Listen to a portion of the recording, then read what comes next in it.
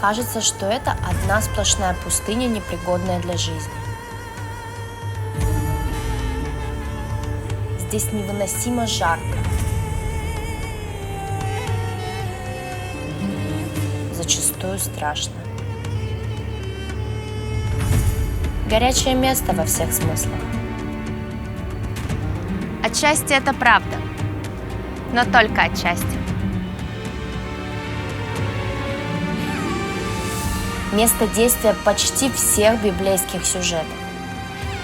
На этой земле происходило многое.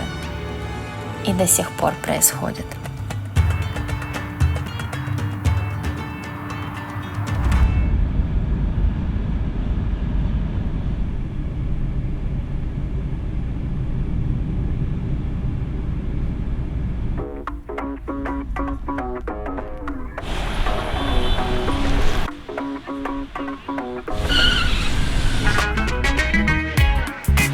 Израиль.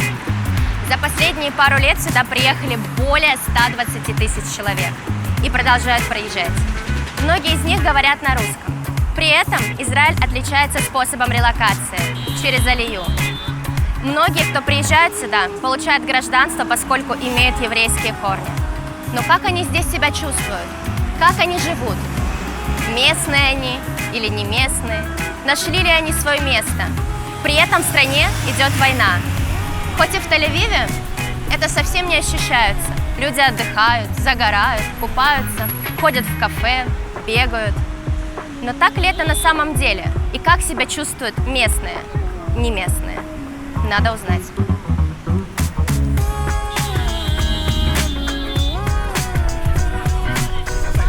А сейчас мы пойдем в гости к нашей героине.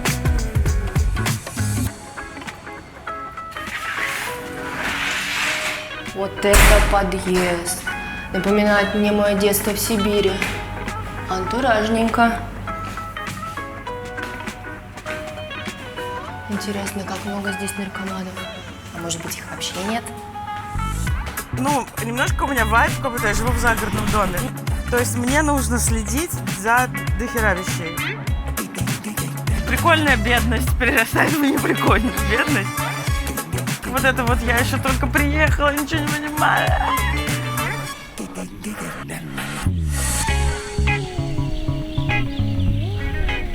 Значит, это мой домик. Любименький, прекрасненький. Я вот недавно приобрела диван. У меня тут была кровать, на самом деле, большая. Теперь я его складываю и на нем сижу, работаю. У меня тут, на самом деле, я не знаю, я тут все обожаю. У меня тут есть такие... На самом деле, это когда сильно боишься, что тебя сейчас Иран начнет бомбами закидывать. Начинаешь вот всякой вот такой вот заниматься. Брелочки для сумочек, пожалуйста. Вот. Всякой такой терапевтической работой ручками. А как ты вообще нашла эту квартиру? Вообще, мне кажется, это очень сложно сделать в Тель-Авиве. Да, но мне просто повезло, на самом деле. Я искала какую-то комнату, потому что я думала, что мне на отдельное жилье не хватает.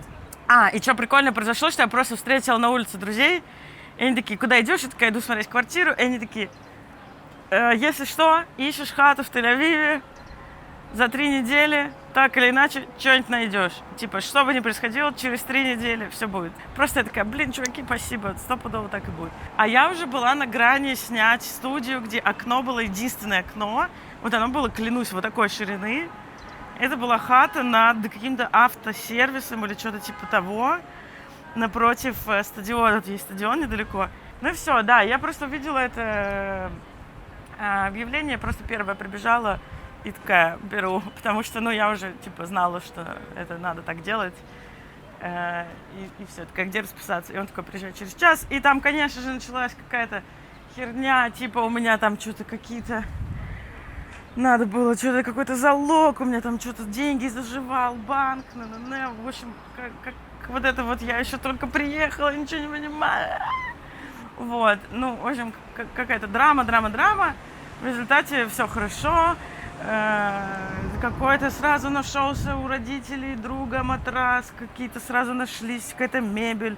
Потом я за неделю вообще бесплатно, просто через группу в Фейсбуке обставил ее всем, просто, типа, это какие-то там люди мне что-то отдавали, друзья попривозили. Ну, короче, на самом деле, вот жизнь в Израиле... Ладно, я не буду говорить за весь Израиль, я могу говорить только вот за свой райончик, потому что у меня все-таки не такой большой опыт жизни в Израиле, чтобы как-то так постулировать за все. Ну, типа, это очень дорого, но если ты хочешь сильно, то это может быть довольно бесплатно. То есть тут есть сферы жизни, которые можно организовывать себе вообще без денег. И это правда вот эта вот израильская черта, что мы все как бы друг другу вообще не чужие, и какая-то одна большая семья, и она как бы ощущается, и там, и когда на улицу выходишь, и дома, и везде.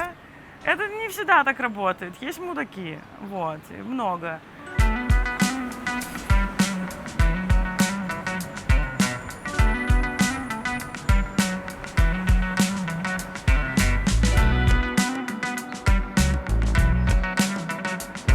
Короче, глобально слева от нас район Флорентин, который когда-то давно, 20 лет назад, был маргинальным и опасным, потом стал хипстерским, и конкретно мой кусочек района, он сконцентрирован вокруг рынка. Ну, это такой туристический рынок, называется Шук Левинский. Шук – это рынок, Левинский – это название улицы. Вообще, вот где находимся? Это центр, не центр? Происходит ли здесь какой-то движ, тусовки? Или это что-то такое спокойненькое, миленькое, спальное? Движ. Мне кажется, что в Израиле везде движ. То есть даже если... Ну ладно, не тусовки, движ, типа какая-то активность. Ну, короче, просто... как бы сказать, мне кажется, в Израиле везде Израиль. Из-за того, что это такая очень специфическая страна, вот, она вся пропитана чем-то. Там, короче, везде есть какое-то наполнение. Ну, не обязательно, может быть, там это какой-то движ, ну что-то. Ну, короче, это своего рода центр, давай так скажем. Здесь живут чуваки не супер богатые в основном. Опять же, все, что севернее, оно все дороже. Вот. В основном это вот довольно много репатриантов, например, таких как я, какие-то студенты, какая-то молодежь, какие-нибудь там творческие ребята, которые не готовы много денег на жилье тратить. Тут реально, типа, одновременно очень расслабленной жизни, высокие цены. Может показаться, что люди живут богато, потому что мы себе много чего позволяем, потому что мы себя очень любим, потому что мы знаем цену своей жизни, и мы знаем цену себя. Этому Израиль учит. Но, блин, жизнь — это выживание. Но в плане, типа, тут прямо надо крутиться. Типа, это не чил. То есть тебе нужно... Так, ну, в общем, этот вайб понятен, расслабляет. Но, тем не менее, расскажи вообще, чем ты занимаешься по жизни, там, зарабатываешь, как ты выживаешь, вот, не абстрактно, вот конкретно, потому что ты приехала с другой страны, и часто есть стереотип, что все, что ты можешь, там, пойти на стройку, пойти официантом, вот как оно у тебя? Да, так и есть. Нет, на самом деле, смотри, ну, мне кажется, я сделала все правильно, и потому что... Как будто бы путь сразу попробовать не пойти условно на стройку. И как будто бы, я не знаю, не буду говорить, что люди, которые так сделали, провалились, но если бы я так сделала, я бы провалилась жестко. И потом бы, ну, как-то, не знаю, короче, совсем бы расстроилась. А я как будто бы сразу такая, блин, у меня нету сил вообще ни на что, и у меня нету никакой мотивации ничего делать. Я не хочу работать ни на какую Россию. Я не хочу вообще интеллектуальной деятельности. Если честно, у меня прям был какой-то год, наверное, если не больше, что я просто вот тупила, была тупая, хотела быть тупой. И как бы ничего мне не надо было. И я прям понимала, что из меня сейчас, ну, ничего больше как бы, ну, ничего из меня не получится. Я пошла работать на кухню, потому что у меня еще языка не было. Сейчас он у меня тоже такой, как бы еще, ну... не супер крутой. Вот. Я пошла работать на кухню, на одну, потом на другую, и в целом мне это было очень даже прикольно. Я научилась, я узнала много интересного про свое тело, про его возможности. Я научилась готовить. Я вообще научилась пользоваться бытовой техникой. И много чего для себя открыла клевого. И прожила так год с лишним. Вот. И потом только я такая... вау, кажется, я начинаю хотеть делать что-то еще. Вот. И я просто начала чувствовать, что у меня появляется какая-то, типа, творческая энергия, что-то еще. Просто какая-то, типа, мотивация и желание, ну, как бы, что-то делать другое, более сложное, и получать удовольствие от процесса мыслительного, делательного, придумывательного. То, что связано с дизайном интерьеров, хоум-стайлингом. Сейчас это заняло у меня очень много времени вообще как бы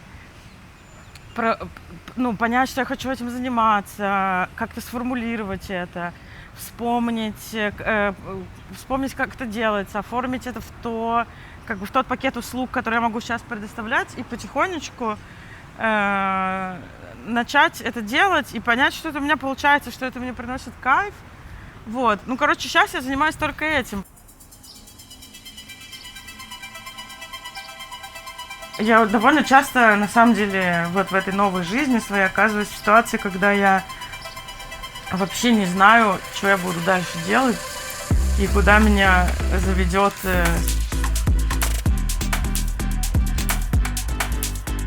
Я понятия не имею, я не знаю, у меня нет сценария, я не понимаю. Очень много вещей получается делать как-то рандомно, неосознанно в этой новой жизни. Вот, и потом такой садишься, думаешь, а что вообще я такое сделала?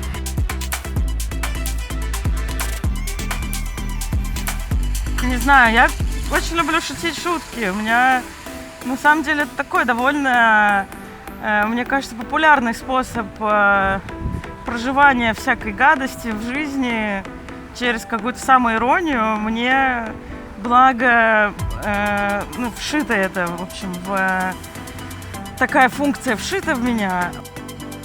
Я люблю веселить людей, мне нравится, когда люди смеются тем, что я рассказываю. Вот, и я вписалась тоже поучаствовать, повыступать. Значит, давайте знакомиться. Меня зовут Ксюша, я живу в Израиле. И стала пробовать писать какие-то штуки, выступать с ними. Вот, поначалу я еще двигалась на каком-то оптимизме, подумала, что максимум я просто красиво сгорю, живу я в Тель-Авиве, тут есть много способов, можно спиться, можно скуриться, стусоваться, но я, к сожалению, сдрыхлась. Я начала скучать через время, и то, чего мне реально очень не хватает, особенно летом, это правда, типа, вот какого-то дачного вайба. Иногда сложно смириться с тем, что я не могу просто вот проснуться, и такая, блин, хочу на дачу просто вот. Ну, что это как бы вот не дотянуться вот так вот. Вот. Есть какие-то вещи, но типа, блин, ну, есть. Ну, типа, что поделаешь. В 2007 году, когда заканчивала школу я, писали себе письмо в будущее через 15 лет, и я фантазировала, что я живу в какой-то мансарде, полукрыши где-то в Петербурге, хожу в халатах, пью вино, болтаю с голубями. Короче, ребят, бойтесь своих желаний. И знаешь, такой важный вопрос. Ты вообще местная или не местная? Или где-то между? Или сзади, спереди, где? Я думаю, что я... Вот мы сейчас сидим тут, и где-то в радиусе километра, 1,5 километров от этой точки я местная. Я прям пипец местная. Я жестко местная. Я более местная, чем я бы уже сейчас была в Москве местная или где-то угодно местная. Вот. Потому что вот это прямо мой дом, моя крепость. Ну, типа, в смысле, что я прям... Он меня охраняет, и я его охраняю. И, ну, да, я тут... это мое место.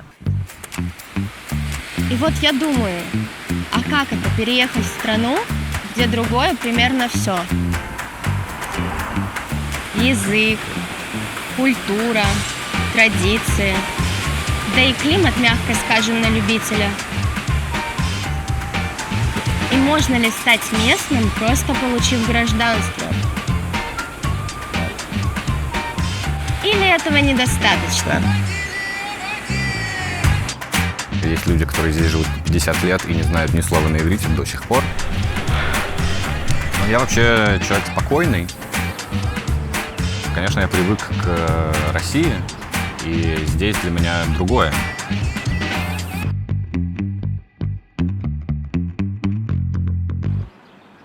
В моей жизни и еврейство, и израильство так или иначе всегда присутствовали, фоном всегда. Так что, наверное, я полагаю, что мне было адаптироваться легче, чем человеку без такого бэкграунда. Вот. А ты сейчас себя здесь чувствуешь кем? Там, ты еврей, ты русский, или ты вообще не оперируешь подобными категориями? Но вот тут есть, на мой взгляд, вот есть евреи, есть израильтяне. И это разные, да, то есть евреи вне Израиля и евреи внутри Израиля. Разные люди, да, то есть еврей в Германии, он скорее немец. Еврей в России, он скорее русский, да. Еврей в Израиле, он израильтянин, прежде всего, да, потому что в Израиле не только евреи. Поэтому, ну, конечно, я привык к России, и здесь для меня другое, да, но я это тоже не смотрю на это как на проблему, а наоборот, я думаю, что это что-то новое, интересное. Вот если спросить, где твой дом? Сейчас мой дом здесь, в Израиле. Потому что здесь он физически или как душевная связь, ментальная? И физически, и ментально.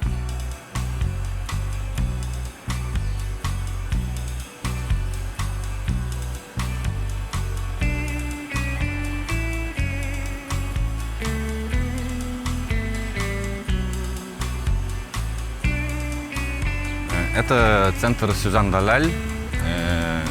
Это театр, но не в классическом его понимании. Тут нет спектаклей, как мы привыкли. Это больше танцевальная история. Насколько я знаю, построили этот театр репатрианты из Франции. И назвали его в честь своей дочери, которая погибла, которую звали Сюзан. Собственно, поэтому он называется Сюзан Даляль. Тут же выступает очень известный израильский коллектив танцевальный «Батшева», на который приезжают посмотреть со всего мира. Тут, собственно, раньше, в конце 19-го, начале 20 еще века, выращивали цитрусовые. Тут вот можно увидеть разные деревья, апельсины, мандарины, лимоны. Была роща, и вот там впереди тоже отдельно еще. Так что пойдем. Так, район, в котором ты живешь, очень отличается. Насколько возможно в нем жить, там, не будучи, не знаю, супербогатым? И этот район появился примерно, может быть, лет за 20-30, да, до Тель-Авива. Ну, то есть и со временем он, да, вошел в состав. И сейчас он считается одним из самых типа приличных или, не знаю, дорогих районов Тель-Авива.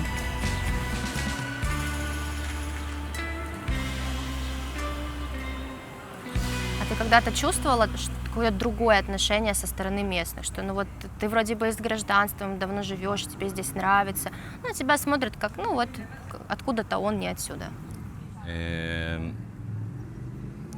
Я бы не сказал, что я прям сильно это на себе ощущал. Я знаю про такое только с рассказов других людей. Со мной и у меня в отношениях с другими людьми, которые местные здесь, с локалами. И может быть как все хорошо, так и не очень все хорошо. Ну, то есть это просто отношения между людьми, как и везде. Я вот еще слышала от некоторых репатриантов, что до какого-то большого наплыва русских, украинцев с кофе было все очень плохо. Во-первых, да, кофейная культура здесь не на том уровне, что в России, в Украине. Кофейня, в которой я работаю, она первая спешлти-кофейня в Израиле. Здесь, я имею в виду не только Израиль, вообще Ближний Восток, существовала своя культура кофе задолго до того, как культура кофе появилась в Европе в том виде, в котором мы привыкли. Кофе сильно обжарить, мелко помолоть, закинуть в воду и вот так сварить в турочке. И очень много людей пьют здесь именно такой кофе. Он называется шахор, что в переводе черный. Я вот за время, что я работаю здесь, в этой кофейне, я вижу, на моих глазах люди привыкают к спешлти-культуре. И если раньше, когда мы рассказывали посетителям, что вот у нас есть эспрессо-тоник или у нас есть что-нибудь такое другое модное, какой-то бамбл, на меня люди смотрели не только в кофейне, вообще, когда я кому-то рассказывал, на меня местные жители смотрели очень удивленно, и они не понимали, как может сочетаться эспрессо с тоником, говорили, что это звучит ужасно и прочее. Но вот на моих глазах я вижу, что люди к этому привыкают, приходят специально за нашим розовым эспрессо-тоником, да. Прям, да, они втягиваются. Бамбл тоже та же самая история. Мерзко, невозможно представить, но тем не менее, да, апельсиновый сок с эспрессо начинает заходить, в том числе местным. И фильтр кофе тоже открывают люди для себя. Мне приятно, что я делаю такое. Это популяризация. Я как причастен, да, к популяризации этой культуры. Вот если обобщить, ты местный или нет? Нет. Я не местный хотя бы потому, что я не вырос в этой культуре. Я не впитывал ее, пока рос. Я не служил здесь в армии, а армия — это очень важная часть в израильском обществе для израильтян, потому что там в армии происходят все какие-то связи, которые на всю жизнь между людьми. Лучшие друзья — это, как правило, армейские друзья. Есть свои какие-то фишки, если можно так сказать, которые просто непонятны людям, которые не выросли здесь. Но мне интересно все это изучать, поэтому в том числе поэтому я общаюсь и с местными жителями и узнаю от них, они узнают от меня. Вот у меня коллеги местные, все учат русский, записывают себе на листочках, как то или иное сказать. Там на кассе, например, потому что у нас много русскоязычных посетителей. Вот. Ну и такой происходит обмен культуры, что тоже интересно. Похоже, в Израиле, особенно в последние годы, обмен культур действительно происходит. Причем иногда весьма неожиданный. Тем более для Ближнего Востока. I heard man when I chat and chit. I come through like what's good, these wigs getting split. Man better breeze and sprint, it's long if I choose to bite down on these pricks. X is a lyrical 4-4 and this, so make sure it's X that you wanna rally with. Oh, make a big man turn to a kid. Shout out skull when I splat out wigs. Never seeing X's with your eyes closed, don't move past girls behind your eyelid. Bars and flows, check out their mixture. Told them man can't handle the fixed part. It's all fun and games to the person saying it's all fun and games. Get beat up and cocked out the picture. Must be active if you think you can wig me. I'll tell my man put down the liquor.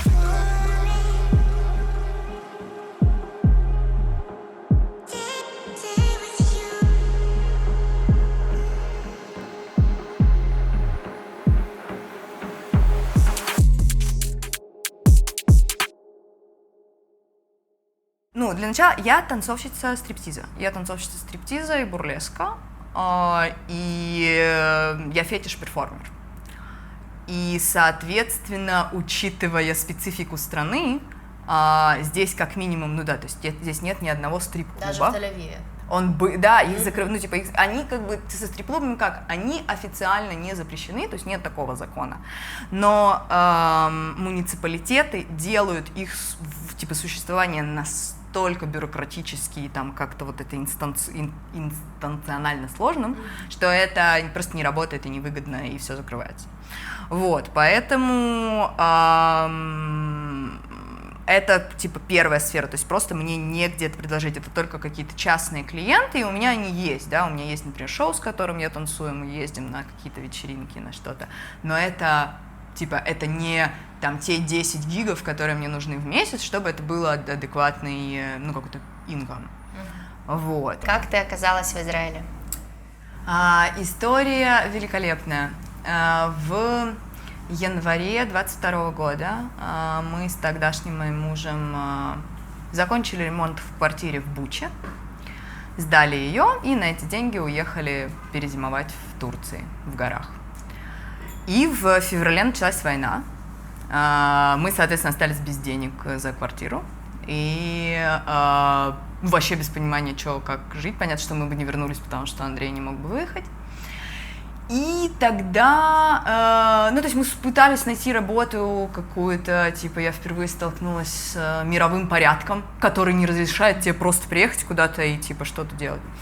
Вот, и мою семью эвакуировала синагога из Киева, мою маму, бабушку и брата, и, соответственно, они ехали со всеми документами. А у меня прям чистая галаха, ну, прям вот чуть ли не до Евы. Вот, и все, и мама предложила мне такой вариант, говорит, слушай, ну давайте, ну приезжайте, будут документы, сделайте алию.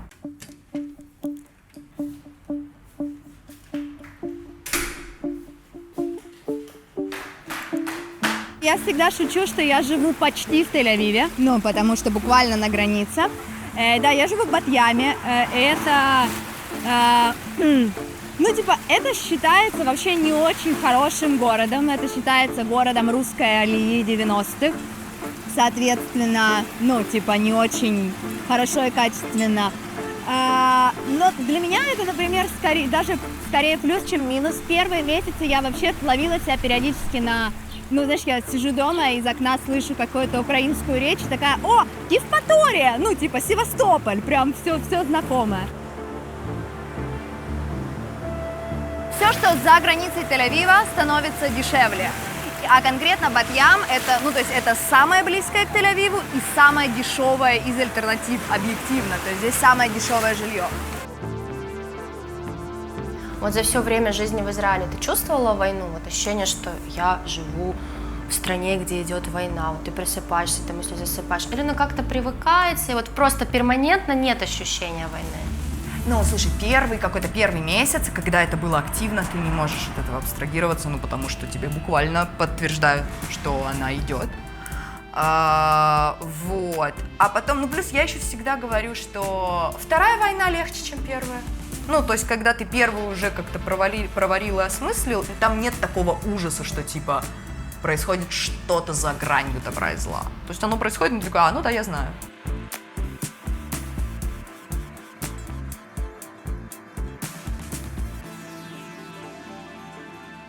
Есть какие-то плюсы, что вот ты в Израиле думаешь: да, классно, мне здесь прям вот по этим причинам хорошо. Вот если там убрать за скобки войну, всю эту атмосферу, вот какая-то жизнь обыденная, ты думаешь: ой, как классно, хоть вот тут, потому что в Украине вот с этим был полный трэш. Не, послушай, мне здесь вообще очень хорошо. Я где-то наверное, через полгода, ну, типа, к концу первого года я стала думать и говорить про себя, что я израильтянка, это мой дом, мне здесь очень хорошо, мне очень комфортно с людьми. Израиль подвигал во мне очень много каких-то внутренних зажимов и очень, очень сильно освободил меня. Вот, в проявлениях, в общении, да вообще просто в ощущении от жизни, вот это вот. Но это как раз, типа, две стороны одной медали, потому что вот эта расслабленность и кайфовость, и все, что на короткой ноге, вот это все, это же уравновешивается распиздяйством как национальной идеей. И, ну, типа, это бывает, мне не очень нравится. Ты вот сказала, что твой район – это такой район русских 90-х, которые получили гражданство еще тогда. А вот есть у тебя какие-то, не знаю, тяжелые, напряженные отношения, что вот русские, украинцы, все-таки война в Украине происходит в одной стране, или вы все-таки все уже такие евреи, израильтяне, или чувствуется, что ну как-то вот этот русский еврей, и он мне неприятен? Нет, это вообще тоже не моя история. Ну, во-первых, я жила в Москве 9 лет. С 6 до 15 я жила в Москве, я ходила в школу с 1 по 9 класс, то есть, в принципе, я совершенно не чужда русским, то есть мне очень комфортно. Весь мой круг общения здесь, по большей части, это выходцы из России. Пусть, типа, это будет не последняя алия, а какая-то очень давняя, но так или иначе это русские в основном. Вот, поэтому нет, мне вообще сугубо все равно. Мы тут так получилось же, что мы тут все братья и сестры. То есть это вся вот эта огромная семья, как, конечно же, не без урода. И вот эти все странные дядюшки, их много, и какие-то непутевые младшие братики, но это вот все свои. Я работаю натурщицей. Это еще одна из моих работ. Я начала делать это еще в Украине. Ну, я работала в академии киевской. А потом, да, когда приехала сюда, это как раз стало вот это первые какие-то подработки, когда я вдруг поняла, что типа, блин, натурщицам не надо разговаривать.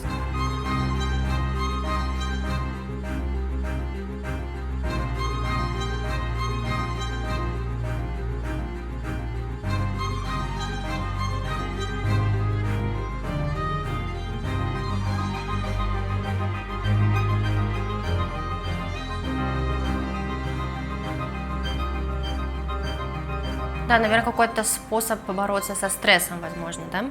Да нет, это просто случилось, было сделано один раз, чисто по фану, и именно из этого получилось забавно и как-то сокровенно, искренне.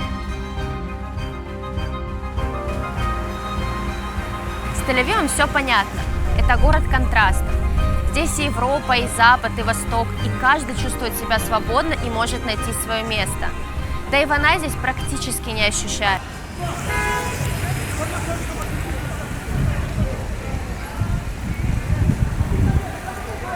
Офигеть. Буквально 5 минут назад я хотела сказать, что война не ощущается, но сейчас прямо на моих глазах задержали человека. Возможно, это какой-то террорист-смертник, мы не знаем, но огромная группа полицейских и людей в форме прибежала и задержала человека. В общем, сейчас все происходит на наших глазах, и, в общем-то, война, видимо, все-таки чувствуется. Жесть просто. И все-таки в Тель-Авиве сейчас достаточно спокойно. Но люди живут не только здесь. Я решила поехать в ту часть страны, куда не так давно пришла еще одна война.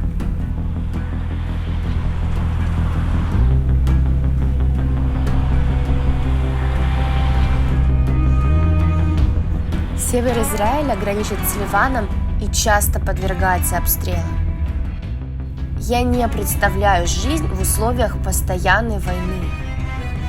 Поэтому мне безумно интересно узнать, зачем люди, там не родившиеся, осознанно выбирают эту часть страны. Здесь очень спокойно все, тревог почти не было. Сирен мы слышали 2 раза за год, больше не было сирен. Мы как бы совсем, естественно, морально не были к этому готовы. Я родился на Сахалине, и даже этот пейзаж мне чем-то напоминает. Я всю жизнь мечтала жить в какой-то теплой стране. Ну, так что у нас теперь здесь дом.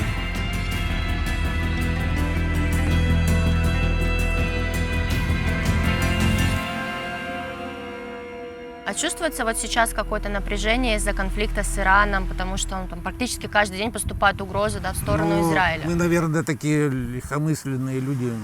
Наверное, мы не чувствуем ничего. Ну, мы знаем, мы читаем каждый день, но эта информация нам пока не дает повода куда-то впадать в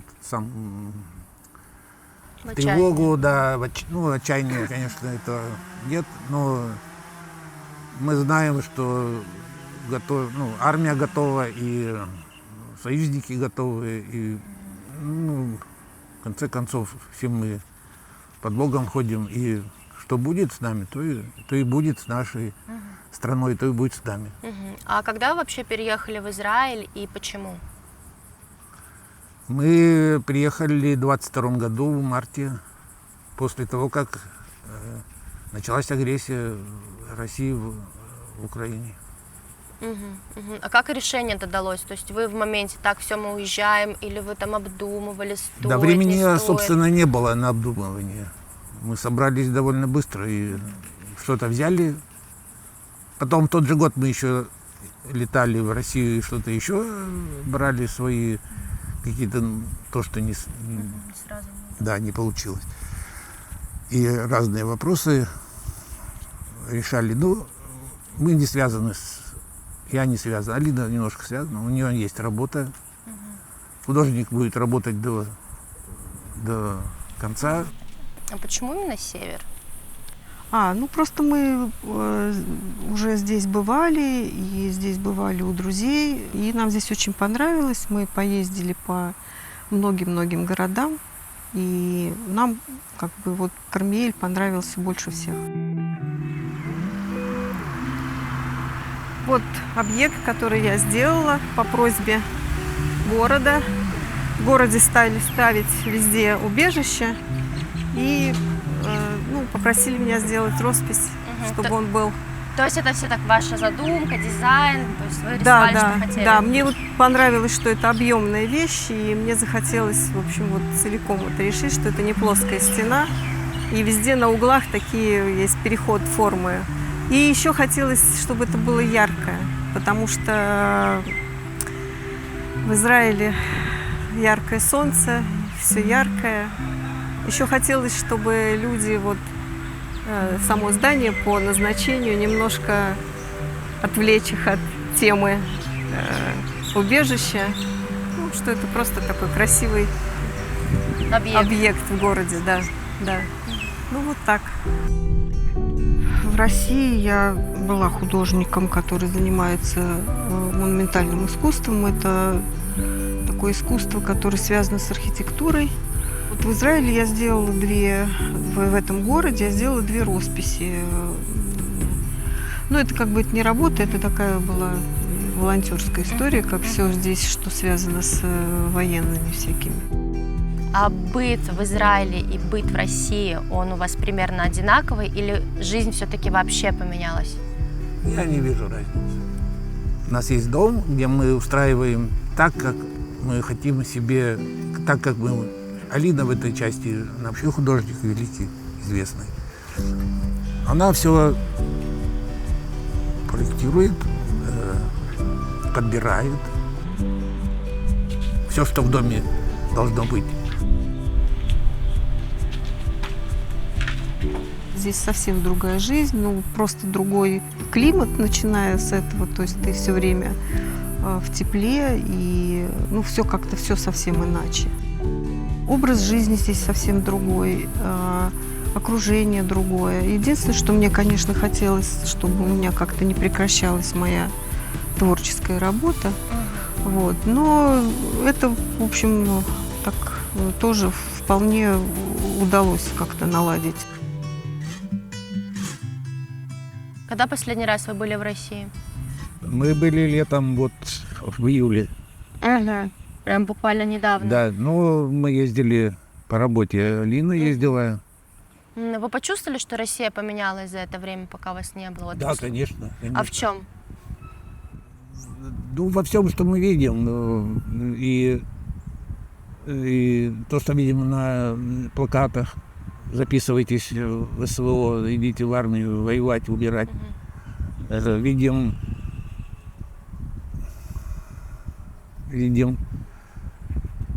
людей, которые, они не улыбаются, они такие, понятно, что улыбаться, собственно, не из чего, но радость жизни, которая когда-то там присутствовала, в глазах людей нет, не видно ее.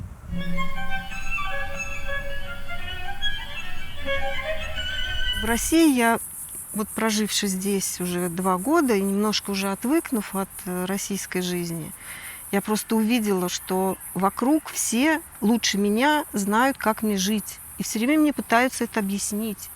И не только объяснить, а, в общем-то, прям так жестко заставить жить, как они считают нужным. Я должна. Что вам больше всего здесь нравится? Все нравится. Сложно мне выделить. Я не хочу говорить, что тут какая-то там еда вкуснее или там здесь люди хорошие. Я всем, кого я из России уезжаю, говорю, скорее бы в Израиль, хоть нормальных глаза людей посмотреть. Вот это мне нравится. То есть там желания вернуться в будущем в Россию у вас нет? У меня нет. Я соскучусь, поеду, побываю и вернусь.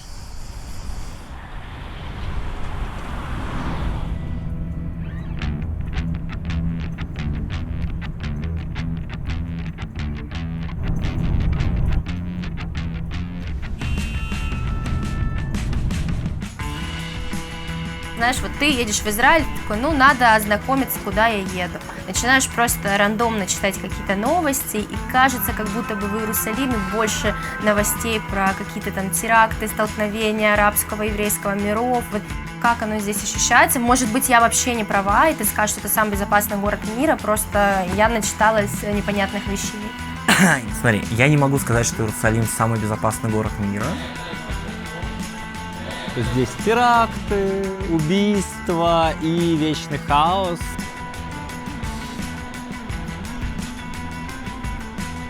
Ну там ракеты, война. Говорит, в Господа верь. Да, я всю жизнь жил в Крыму. На самом деле климат в Крыму он достаточно похож.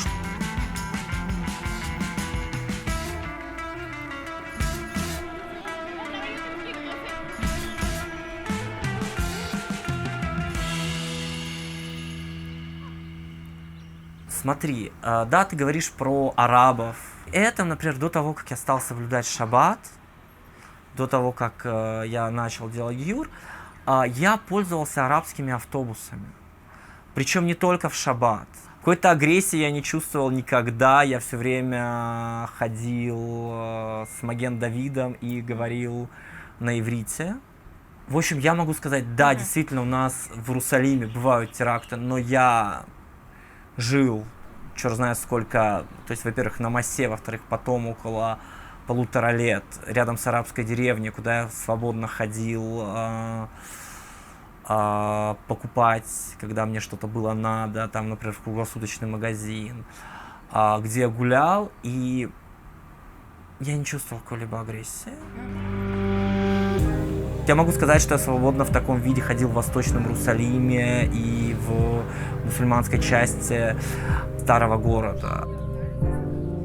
Да, бывают иногда какие-то, ты видишь, что человеку не очень приятно, что с ним говорят на иврите, но опять-таки я думаю, что это все-таки дело в том, что человек его не знает. Как бы, несмотря на то, что, да, вроде как это город-музей, тут везде живут люди. То есть вот прям тут? Да, прям тут. Вот прям тут это все жилое. Ну, то есть, например, в христианских кварталах по большей части живут, из того, что я знаю, да, это либо паломники, либо арабы-христиане. Вот. Логично, кто живет в армянском. И в мусульманском это, да, это все жилое. Иногда ты идешь, просто видишь какой-то проход, но это не улица, там не написано, что это улица, какая-то пещера. Ты проходишь через эту пещеру и оказываешься в жилом дворе, а то и просто упираешься в квартиру в конце этой пещеры. А много вообще в Иерусалиме русскоговорящих? Русскоязычные, они обычно боятся Иерусалима. Они думают, что здесь теракты, убийства и вечный хаос. Поэтому выбирают, например, Хайфу, да, где как бы есть уже достаточно большая алия с 90-х годов. Вот. Или Тель-Авив, потому что, да, боятся религиозности, а Тель-Авив как бы это советский город.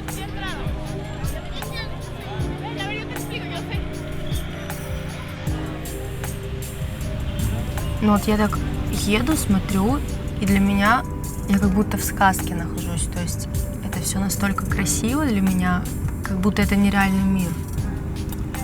Ну, как говорил наш замечательно недавно почивший Амос Оз, есть магия Иерусалима, но она уходит постепенно, да, то есть строятся небоскребы, перестраивается, да, то, что было построено в самом там начале 20 века, сейчас это все строятся современные здания, которые... Они тоже украшены иерусалимским камнем, но это уже не то. То есть как будто, не знаю, как будто для магии нужно немножко бедности.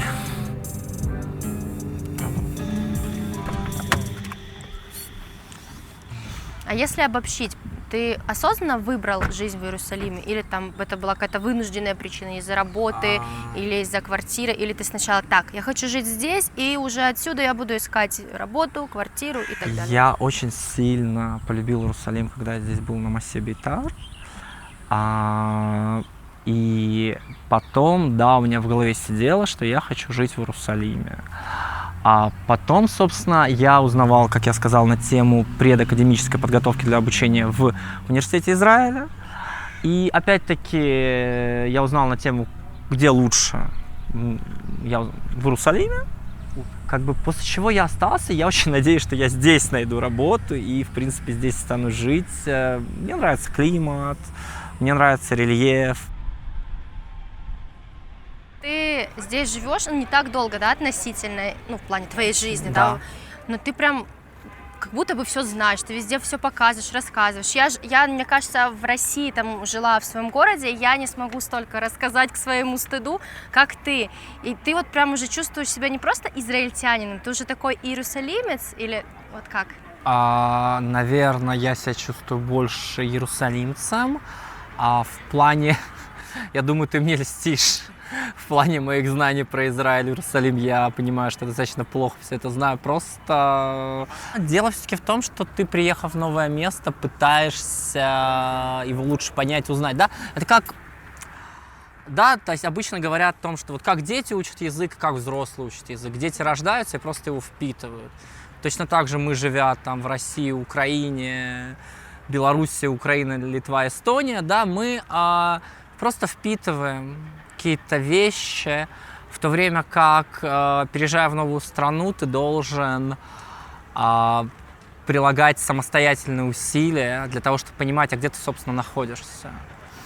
Как-то так.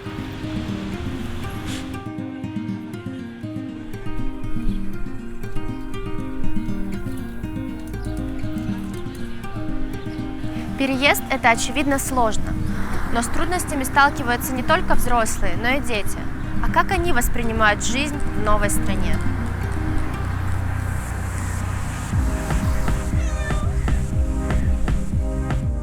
Я когда приехала, я закончила 4 класс. Может, я не страдала, что там было хорошо, но в какой-то момент мне тут было очень грустно. Ну, сложно, но просто привыкаешь не выходить в жаркое время на улицу. У тебя вообще бывали ли какие-то моменты, чтобы ты там говорила родителям, ну, может быть, на эмоциях, там, да я хочу обратно, зачем меня привезли? Или ты вот прям так спокойно всегда, ну, вот я здесь, я это принимаю? Ну, мне сложно представить, как я сейчас жила бы в России, там же все сильно поменялось. А что для тебя поменялось в России? Вот ты как ребенок, это очень интересно. Ну, или, может, мне кажется, что поменялось, и там оно осталось такой же, но мне кажется, тут как-то посвободнее, не в смысле, что можно говорить, а что нельзя, но это тоже, но еще, что тут не обязательно в учебе везде быть всегда самым лучшим и заниматься больше всех. Тут вообще от детей до 12 лет не хотят ничего. С 12 лет хотят, чтобы они регулярно ходили в школу. И от этого как-то свободнее. Но есть те, кто... То есть ты можешь не просто пахать, а чем-то увлекаться, и это интереснее. То есть в целом ты как-то переехала и достаточно быстро приняла новую страну. Ты там не стала страдать по старой жизни, вспоминать, ну вот как было хорошо. Может, я не страдала, что там было хорошо, но в какой-то момент мне тут было очень грустно. Расскажи, почему? Из-за школы. Я когда приехала, я закончила 4 класс, но я пошла не в 6, хотя тут все идут в школу в 6 лет, я пошла в 5 класс, и поэтому так получилось, что все меня на год младше, и мне было сложно с ними. А еще это была районная школа, и мне там не понравилось. Там все были какие-то очень грубые и недоброжелательные. Большинство. Как ты воспринимаешь войну в Израиле? Ты ее ощущаешь или вообще не понимаешь, что происходит? Ну, вначале пару раз были сирены. А так, скорее, ну, то, что вокруг все пытаются объединиться и помогать друг другу, но вот есть люди, у которых это уже переходит в то, что давайте убьем всех арабов, и это какое-то прям начинается уже что-то неприятное. То есть тебе не нравятся вот эти вот такие крайности, когда уже люди начинают желать друг другу? Ну, по крайней мере, поначалу меня это...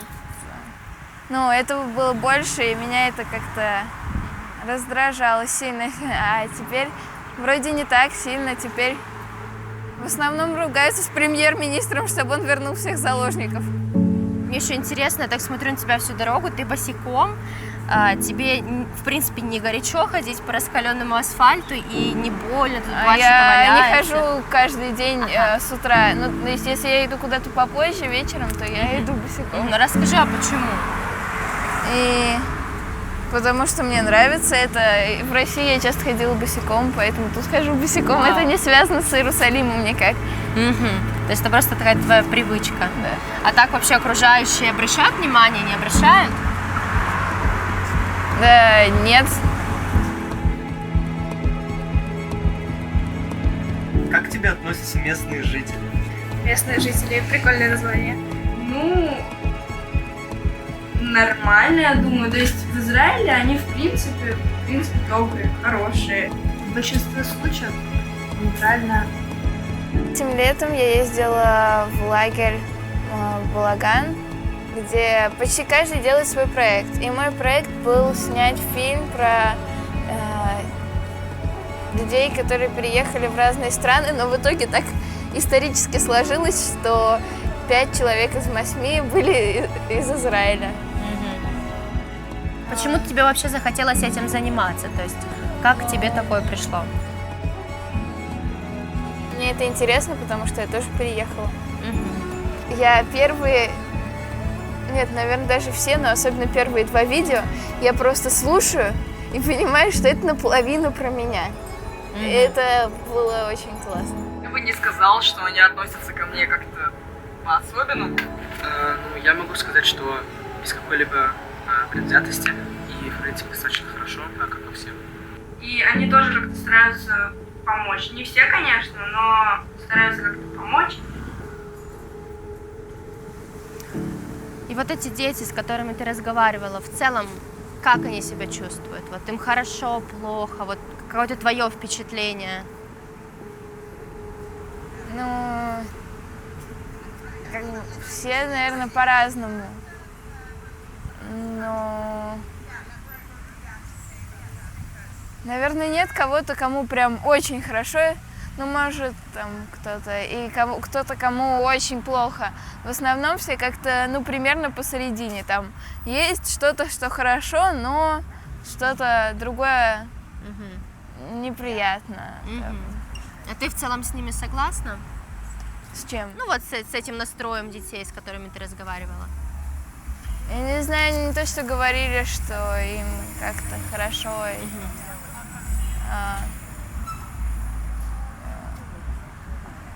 Ну, с каким настроем? Ну, то есть, вот ты говоришь, им и нравится что-то, и не нравится. Ну да. И вот у тебя какой настрой? Такой же или больше для тебя плюсов, или больше минусов? Ну, наверное, такой же, но у кого-то чуть больше плюсов, у кого-то чуть больше минусов. То есть вы все как-то в целом принимаете ту реальность, в которой вы живете? Ну, да.